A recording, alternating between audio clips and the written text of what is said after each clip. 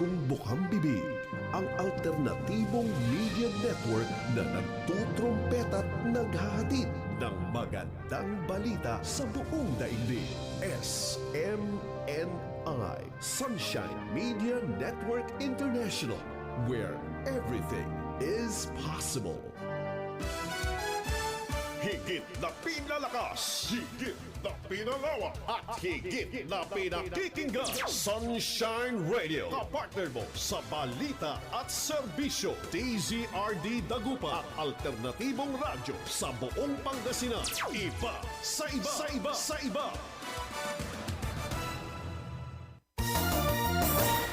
Kalayaan at katotohanan sa Sunshine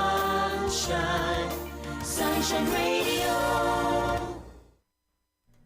5 minuto makalipas ang oras ang alas 6 na ito. Ang hatid sa inyo ang Tabang Show. Sunshine News Blast. Sunshine News Blast. Nag-aalab ng mga balita. Ngayong umaga, Sunshine News Blast. Nagiliap, sumasambulat, dumadagundong sa buong Pilipinas. Sunshine News Blast. Mula sa sentrong pambalitaan ng Sunshine Media Network International, narito ang inyong mga News Blaster. News Blast. Headlines. News Blast. Ngayong umaga, Road Safety Council tinalakay ang mga hakbang para sa kaligtasan sa kalsada sa Dagupan. News Blast. At matagumpay na bloodletting activities na nagawa sa bayan ng Lawak. Headlines. News Blast.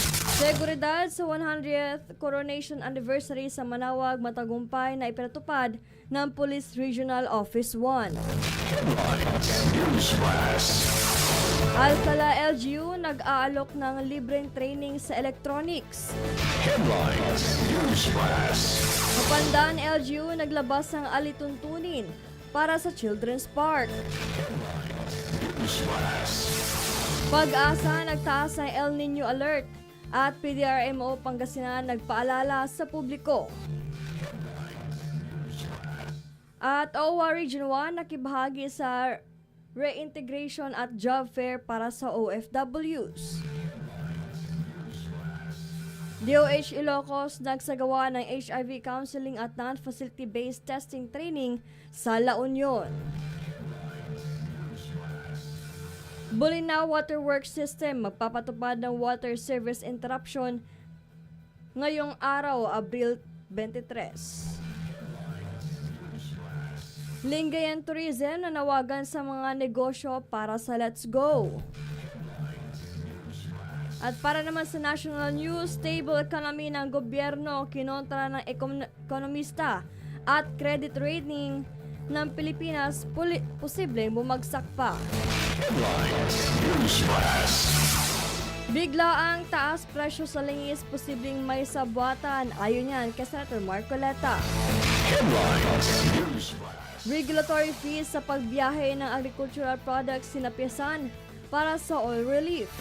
Headlines. PhD application versus Martin Romualdez, dedisyonan na Sandigang Bayan 7th Division at Remulla hindi papayag na makalabas ng bansa si Romualdez sa kabila ng clearance ng Kamara. Zaldico at Martin Romualdez dapat magsalita kung sino ang mastermind sa korupsyon ayon yan kay Senator JV Ejercito. At political law professor kay ex-Speaker Romualdez, karma is real. Para naman sa ating Ronda News, 107,470 tilapia fingerlings ipinamahagi sa ARB sa Camarines Sur. At para naman sa ating showbiz news, 25th anniversary ng pagdating ng panahon ni Icy Segura, may bagong version ng iconic hit. At Ashton Olviga sasabak sa nasa music scene, handog ang debut single na Love Like You. At para naman sa sports news, Creamline, target ang sweep kontra Signal sa Game 2.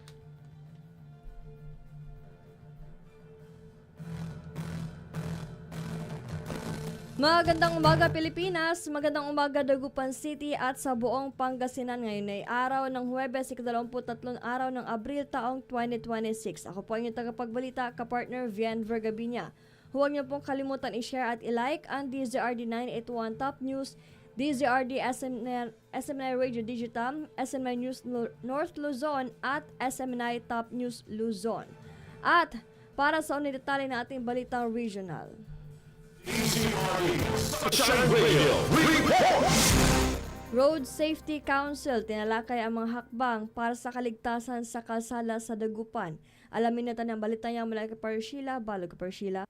Isinagawa ang pagpupulong ng Road Safety Council sa Dagupan para talakayin ang mga isyu sa trapiko at kaligtasan sa kalsada noong Abril 21.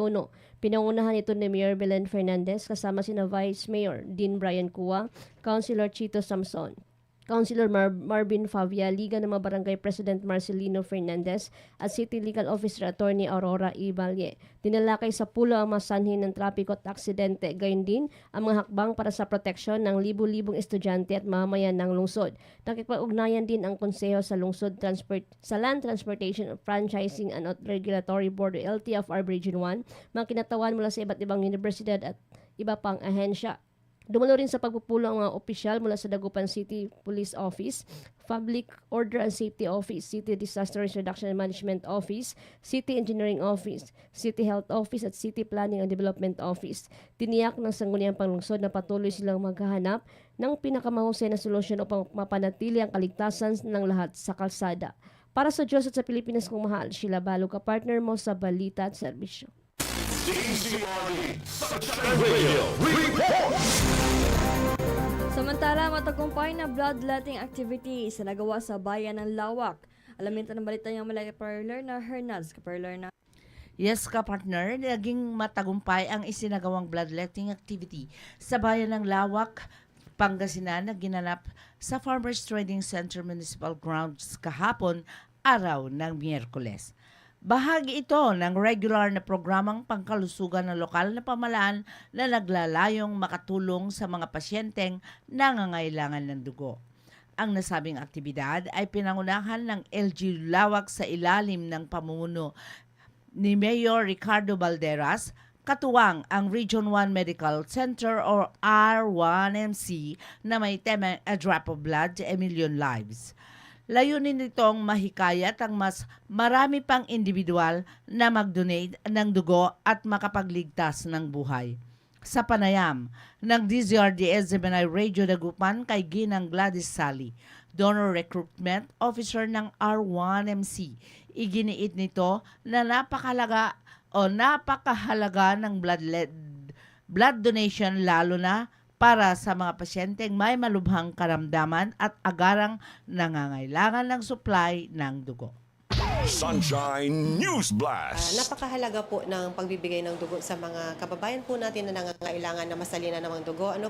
Marami po tayong mga kababayan na kailangan masalinan dahil po sa mga sakit po nila, mga chronic diseases. Meron din po yung mga nadidisgrasya o yung mga manganganak po. Yun po, kailangan po nila po na masalina ng dugo. So ito pong ginagawa po natin, ma'am, para sa kanila po ito. Para magkaroon po tayo ng readily available safe units po ng dugo na maisaling sa kanila by the time po na kailangan na po nilang masalinan po. Samantala, inamin ni Sally na kasalukuyang may kakulangan sa supply ng dugo sa Region 1. Dahil dito, nanawagan siya sa iba't ibang organisasyon at mga lokal na pamahalaan na makipag-partner sa kanilang tanggapan upang mapalakas ang blood donation drive sa rehiyon. Dagdag pa niya, bukas ang Region 1 Medical Center sa mga nais na mag-donate at maaring mag-walk-in ang sinuman kwalipikadong donor. Sunshine News Blast. Ma'am, medyo limited po tayo. Ano po, kailangan po talaga, ma'am. Kaya nananawagan po kami sa mga gustong mag-donate po. Kaya po kami ay lumalabas po halos everyday po para mag-conduct ng mobile blood donation at nag-i-invite din po kami ng mga ibang organizations sa LGU na magpa-conduct po para masustain po natin. Kasi sa dami po ng nangangailangan na masalina ng dugo, medyo tayo po ay kinakapos po ng maibigay po natin. So kaya nananawagan po kami. Kaya kung mga gusto po nilang mag-donate, pwede rin po silang mag-walk-in sa Region 1 po mismo, doon po sa blood bank po. Nagpahayag naman ng pasasalamat ang pamunuan ng Region 1 Medical Center sa LGU Lawak sa patuloy nitong suporta sa mga programang pangkalusugan. Umaasa rin ang ahensya na mas marami pang mamamayan ang magiging bayani sa simpleng paraan na pagbibigay ng dugo. Para sa karagdagang detalya, hinihikayat ang publiko na makipag-ugnayan sa pinakamalapit na health office o direkta sa Region 1 Medical Center. Para sa Diyos at Pilipinas kong mahal, Lerner Hernandez, kapartner mo sa Balita at Serbisyo. DZRD Sunshine Radio Report!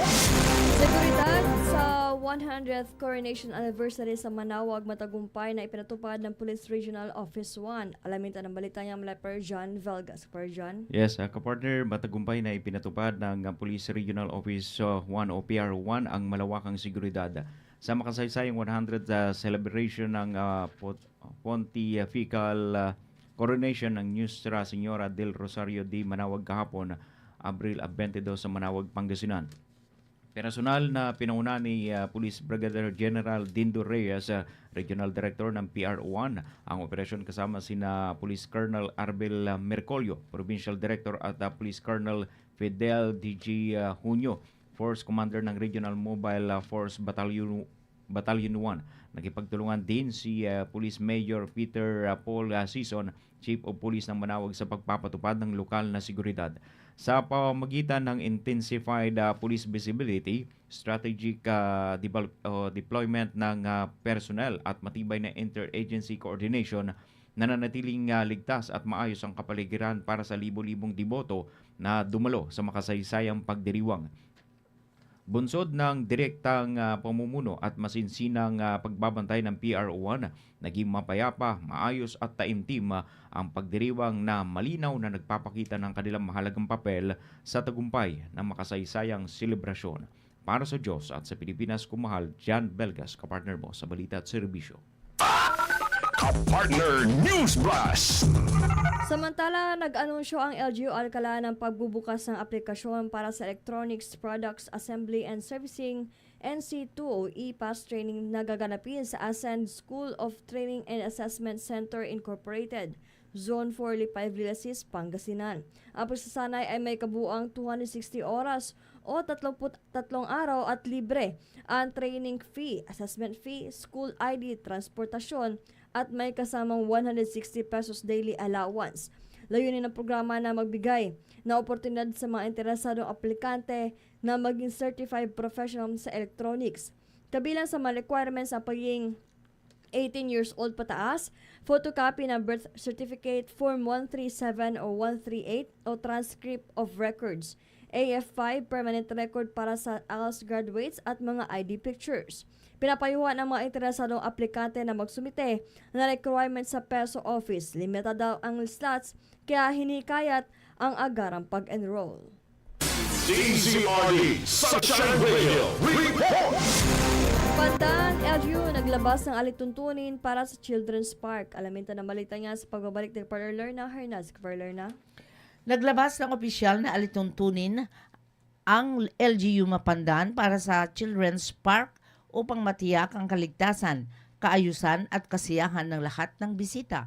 Kabilang sa mga pinagbabawal ang pagtatapon ng basura, paninigarilyo, pagpasok ng bisikleta at motorsiklo at pagdadala ng alak sa loob ng parke.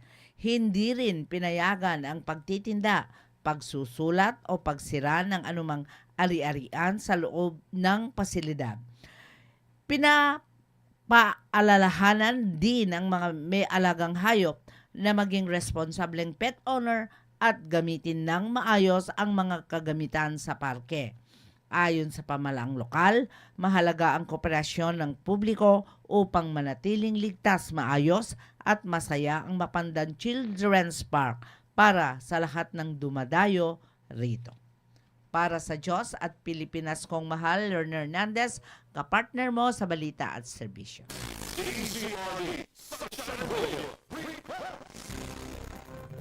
Pag-asa, nagtaas ng El Nino Alert at PDRMO Pangasinan nagpaalala sa publiko. Alamin tayo na balita niya sa pababalik ni Parjan Velgas. Parjan?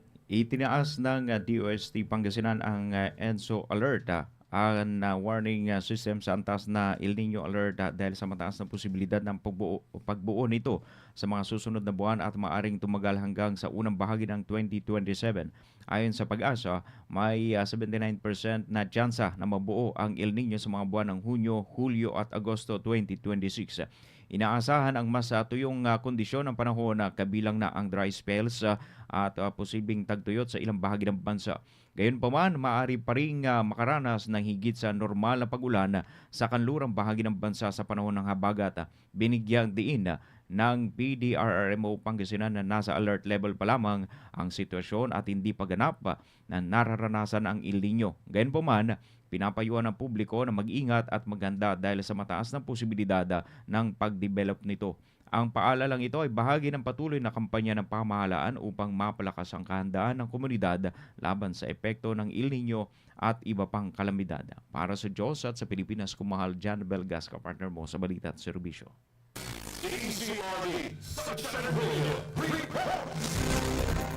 OWA Region 1 nakibahagi sa reintegration at job fair para sa OFWs. Alamin tayo ng balita niya sa mula kay kapartner Sonny Flo.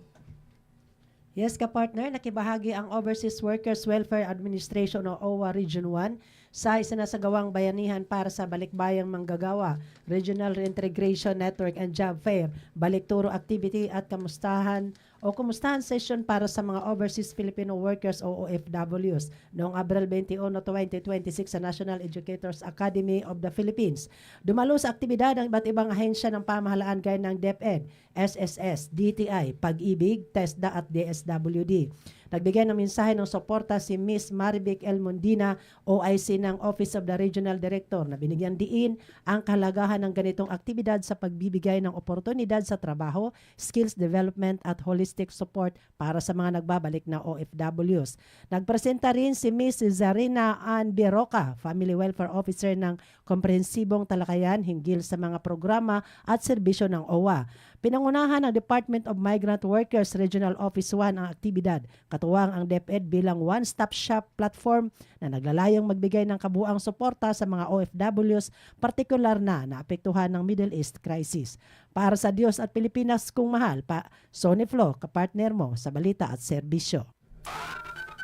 Partner News Blast. Samantala, matugumpay na isinagawa ng Ilocos Center for Health Development o CHD sa pamamagitan ng AIDS, HIV and STI Prevention and Control Program ang HIV Counseling and Non-Facility-Based Testing Training noong April 12 to 17, 2026 sa San Juan, La Union. Layunin ng aktibidad na palakasin ang kakayahan ng mga healthcare workers at partner stakeholders sa pagbibigay ng dekalidad at client-centered HIV counseling at testing services na lampas sa tradisyonal na health facilities. Ang non-facility-based testing ay mahalagang estratehiya upang mapalawak ang access sa HIV services, lalo na sa mga priority at underserved populations. Sa pamamagitan ng mas malapit na serbisyo sa komunidad, natutulungan ang maagang pagtuklas, tamang paglink sa treatment at tuloy-tuloy na pangangalaga. Ipinapakita ng inisyatibong ito ang patuloy na pagsisikap ng DOH Ilocos na mapabuti ang health outcomes at prevention efforts, kasabay ng pagpapalakas ng suporta sa mga komunidad.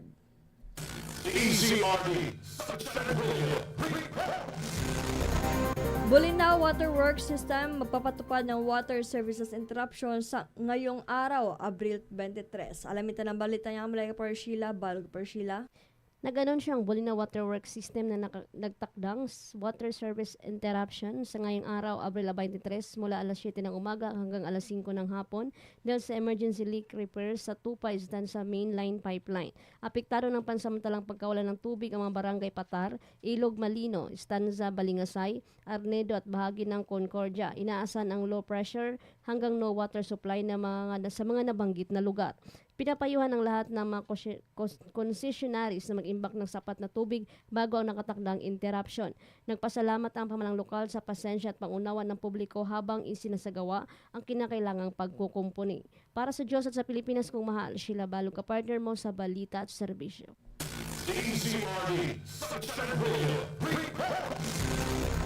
At para naman sa huling balitang regional, Lingayen Tourism na nawagan sa mga negosyo para sa Let's Go. Alam ito ng balita mula per John Vels. Per John.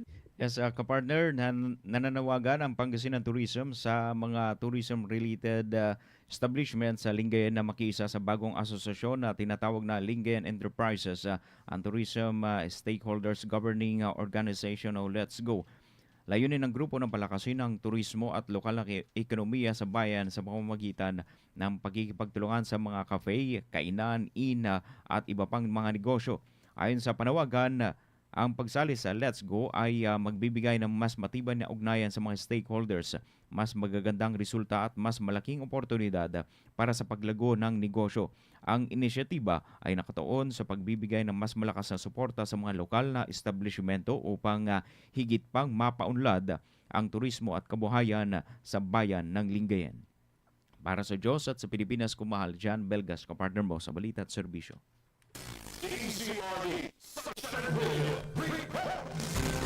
At para sa uling balitang national stable economy ng gobyerno, kinontra ng ekonomista at credit training ng Pilipinas, posibleng bumagsak pa. Alamin ng balita niya kay Daniela Paulite. Ganito na lamang ang reaksyon ng ekonomistang si Dr. Michael Batu nang mapabilang ang Pilipinas sa pinakakorap na bansa sa Southeast Asia. Sa pinakahuling Corruption Perceptions Index ng Transparency International, nakapagtala ang Pilipinas ng 32 out of 100 na marka. Isang indikasyon ng mababang antas ng transparency at good governance kumpara sa ibang bansa sa ASEAN. Dahil dito, pumangatlo ang bansa sa listahan ng pinakatiwali sa rehiyon, kasunod ng Myanmar at Cambodia. Ayon kay Batu, nakadidismaya na tila naglaho ang mga sinimulan ng Administrasyong Duterte sa pagsugpo sa korupsyon. Ano man yung mga naging gains in terms of addressing graft and corruption ng nagdaang administration, naglaho ito na pangabuka at tayo may bumalik doon sa sitwasyon na tayo po isa na sa mga pinaka-corrupt na bansa sa rehiyon natin din sa Southeast Asia. Kasunod dito, naglabas din ng negative outlook ang Fitch Ratings sa Pilipinas. Sa April 20 rating ng Fitch, bumaba mula stable to negative ang Pilipinas. Kinontra ng ekonomista ang sinasabi ng pamahalaan na nananatiling matatag ang ekonomiya. Babala niya, ang mga ganitong rating ay malinaw na senyales ng humihina na kumpiyansa ng mga investor, lalo na't apektado ang merkado ng sigalot sa Middle East. Hindi malabo na baka ma-downgrade tayo at mas lalo pang lumala ang lagay ng ating ekonomiya in contrast dun sa sinasabi ng ating gobyerno sa kasalukuyan, MJ. Sa ngayon, nasa ika-120 out of 182 countries ang Pilipinas sa Corruption Perceptions Index noong 2025. Para sa Diyos at sa Pilipinas kong mahal, Daniela Paulite, Azumina News. Bigla ang taas presyo sa langis, posibleng may sabuatan. Ayon yan kay Senator Marcoleta. Alam ito ng balita niya mula per Aaron Rojas. Sa gitna ng patuloy na pagtaas ng presyo ng langis, iginit ni Senador Marcoleta na hindi dapat baliwalain ang tila hindi pangkaraniwang galaw ng presyo ng mga produktong petrolyo, lalo na umaabot na sa 120% ang itinaas sa loob lamang ng 2 linggo. Ayon sa Senador, ngayon lang anya ito nangyari sa kasaysayan ng Pilipinas, kaya nararapat lamang na malinaw itong maipaliwanag ng mga kinauukulan, kabilang ang Department of Energy at mga oil company. Hindi po tayo dapat ma-surprise. Hindi po dapat nangyari ito na after 2 weeks, biglang sumipa ng 120%. Hindi po nangyari ito sa kasaysayan ng ating bansa ngayon lang.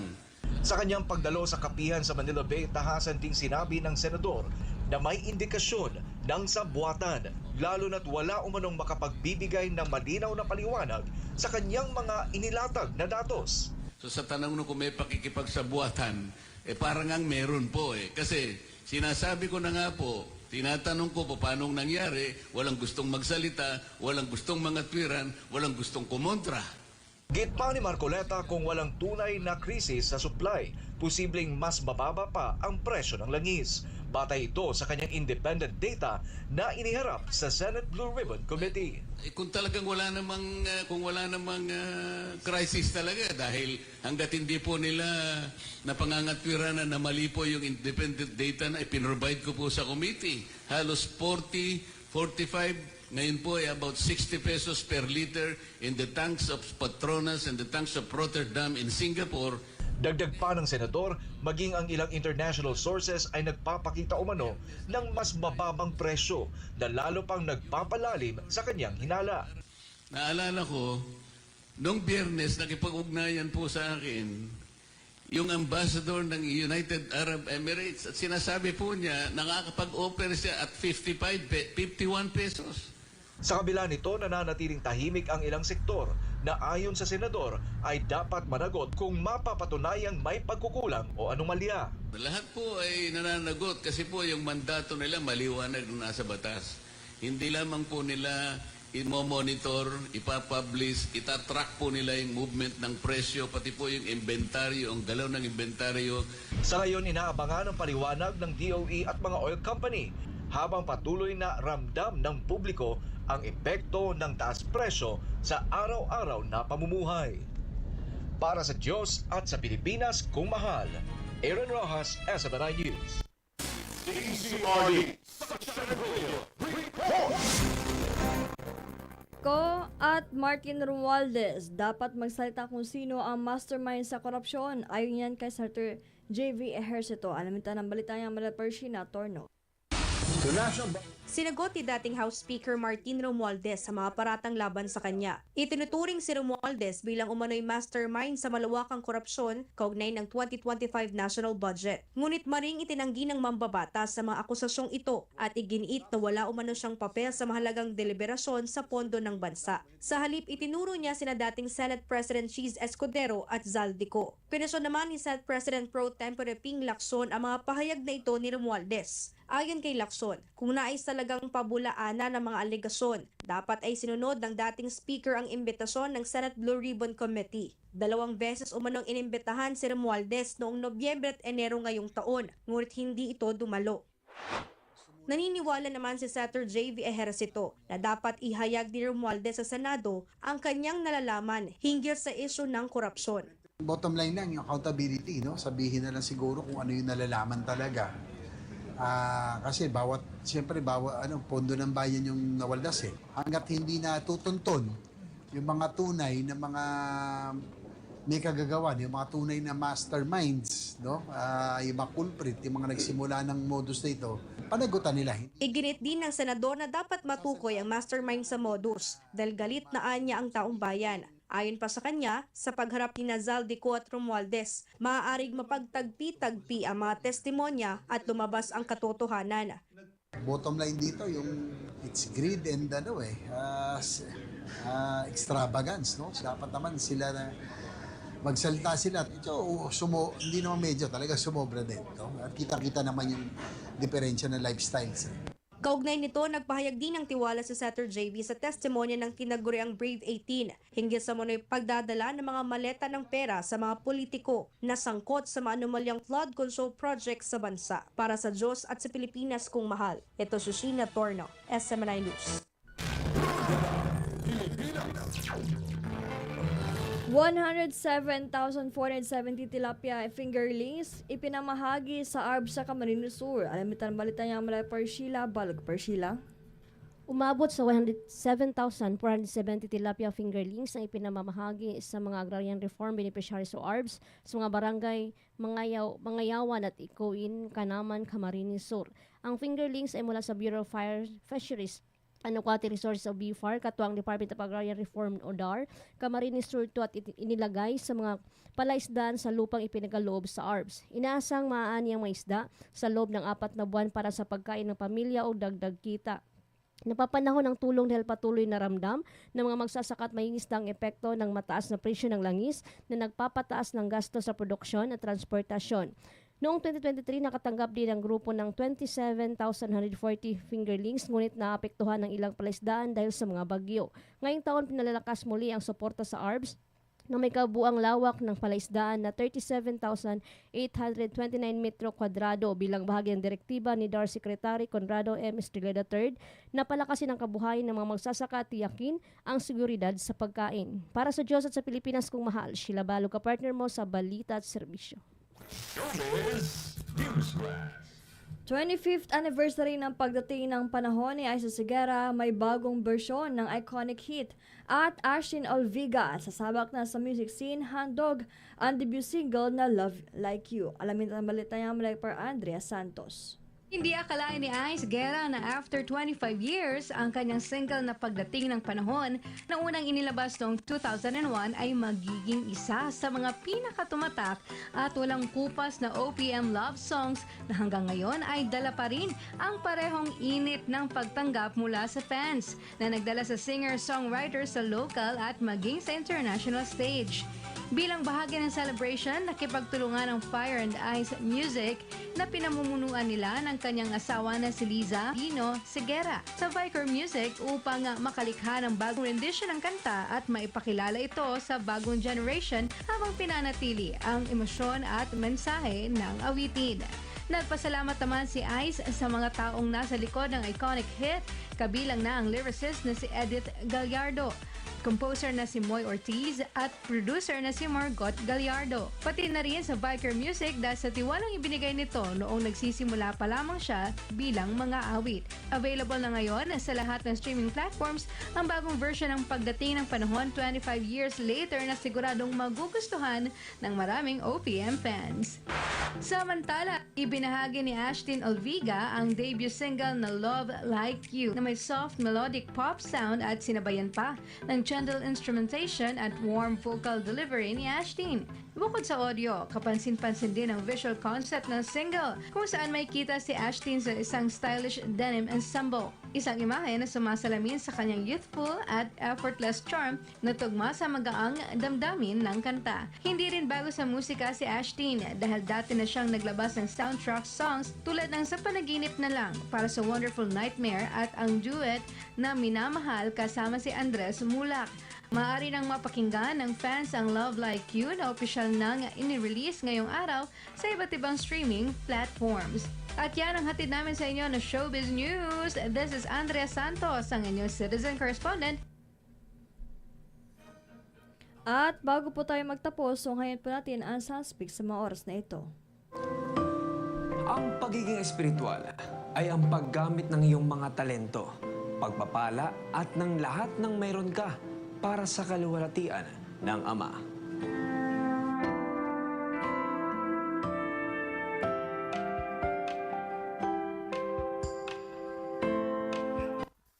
At dyan na po nagtatapos ang Sunshine News Blast Morning Edition. Ngayon ay araw ng Huwebes, ika-23 araw ng Abril taong 2026. Maraming salamat sa management sa pagkakataong makapaghatid ng balita at serbisyo. Mula sa DZRD News Center at sa co-pilot ngayong umaga, Kapartner Jeff and Kapartner Tan, at sa ating station manager, Kapartner J. Mendoza. At blessed morning po sa ating pinakamamahal na pastor, Pastor Apollo C. Kibuloy. Ako po yung tagapagbalita, Kapartner Vian Vergabinia, at abangan niyo po ang susunod pang programa.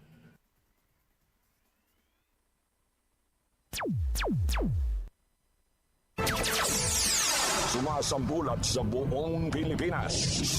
Sunshine News Blast. Sumainyo ang Sunshine News Blast. Hatid ng Sunshine Media Network International at ng Sunshine Radio. Kapartner mo sa balita at serbisyo.